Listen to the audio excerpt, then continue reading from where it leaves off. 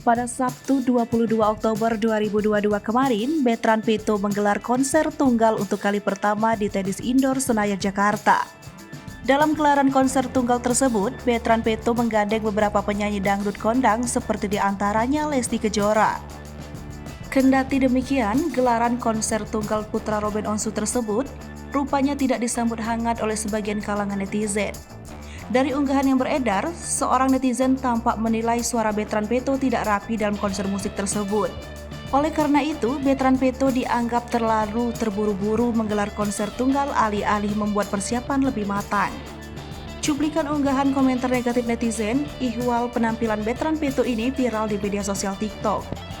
Perihal itu, sejumlah netizen turut memberikan respons dan komentar yang beragam.